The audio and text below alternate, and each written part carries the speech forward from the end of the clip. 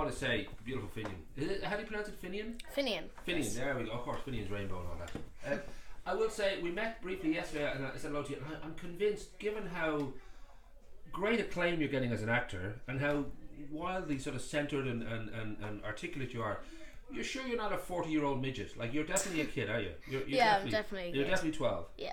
Holy August moly. Because I looked at the reviews you're getting. You're currently in Happy Birthday Jacob. It's running in a new theatre on Essex Street. You had a run in February. It's now running again in August.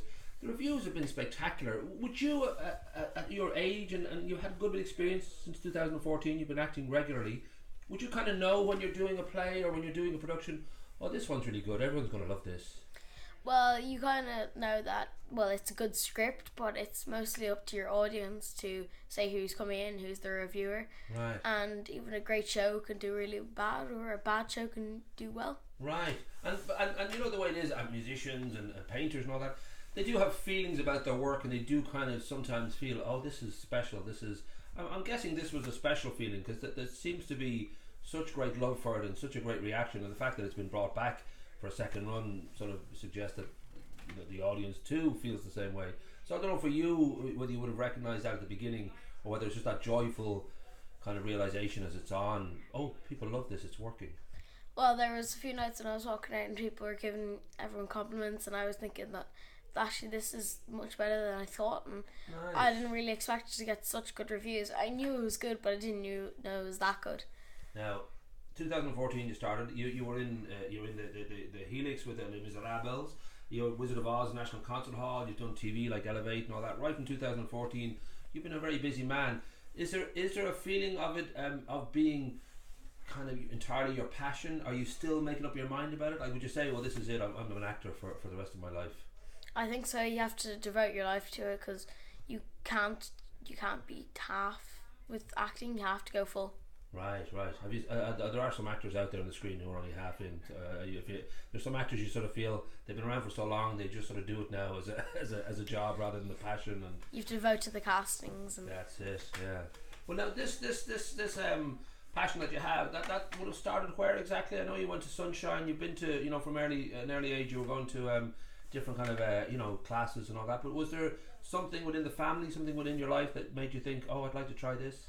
Well, our family was very big into acting, and I took it up as a hobby, and I started to do it. And as I got through and I learned more about it, and I learned about all the different things, and I started to do jobs, it was great. I just learned that this is what I want to do, and this is my life now. Now, do you find you watch movies and TV shows and online and all that, any kind of series, do you sort of observe it in a slightly different way? I don't know if you're looking at how the performance is, because I know musicians would sort of, you get that kick out of hearing a great piece of music, but then you start to figure out how do they do that, what do they do, and I mean, do you find yourself looking at movies and looking at entertainment with a certain amount of analysis?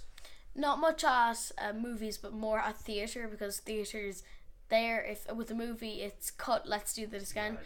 But with theatre, it's the actor is on stage, it's all live. It is the craft, yeah. And you can inspect it more. Now, this notion that it's any art life is a difficult one, because there's no 9 to 5, there's no guarantee. So I don't know if that sort of thrills you, whether that gives you a bit of a chill, that you realise you've no idea how this will go. You can get great reviews, you can be in brilliant work, but it's still not a given that you'll have a lot of money at the end of the week. That's why you have to be devoted. You have to go to the castings, you have to go, even if it's such a small job. Every single job is the same. It's still acting. It's still, whether it's for Steven Spielberg or a short film for college, you have to devote no matter what. I'm guessing, you said the family act. You must. You're getting great reviews.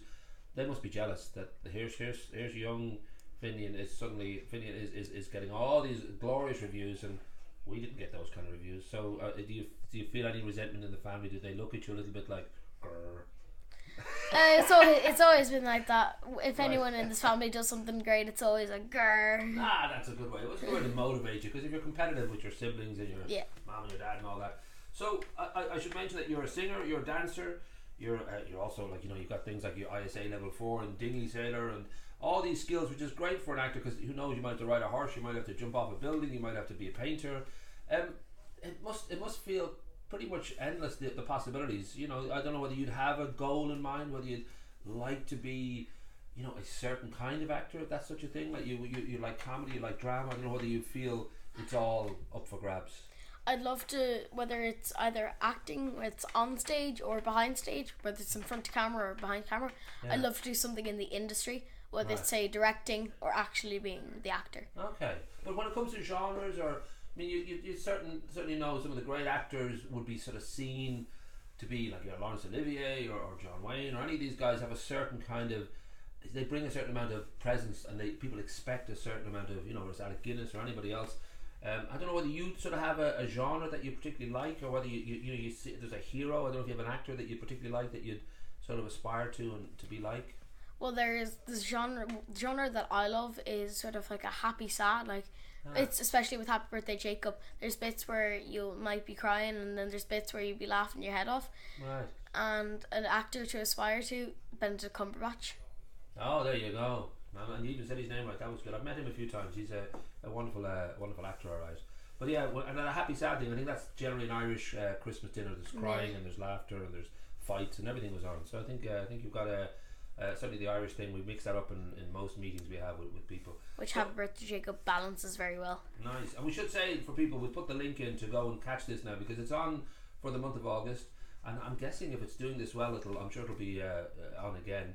We've got a brand new theatre in Greystones. We must talk to the guys about maybe bringing it out here. It'd be kind of great to see you, because we're incredibly lazy in Greystones and Delgany and all that. We don't want to be going all the way to Dublin. We want to just go down the road. So any kind of immediate plans? I don't know whether you'd have such a thing as working out what you're doing next and what you're doing after that. I don't know. I think you're currently in talks. We can't reveal, but you're currently in talks, I think, for another play. Yes, for another play in the Fringe Festival. Ah, wow, that's kind of fantastic. So I'll wrap up by sort of just saying that you've done incredibly well for somebody who's 12, and I'm still convinced you're a 40-year-old midget. I'm going to check that. I'm going to go into the birth certs and all that. We need proof to make sure that this is true. But so far so amazing, and I really hope now we all get a chance to see you in action. And I think theatre is often the greatest kind of test and the greatest joy, where you really just feel in the moment that you're with that person, and the emotion really hits you hard. That and maybe The Simpsons, or there's some other things that hit hard as well. But beautifully done. Cheers.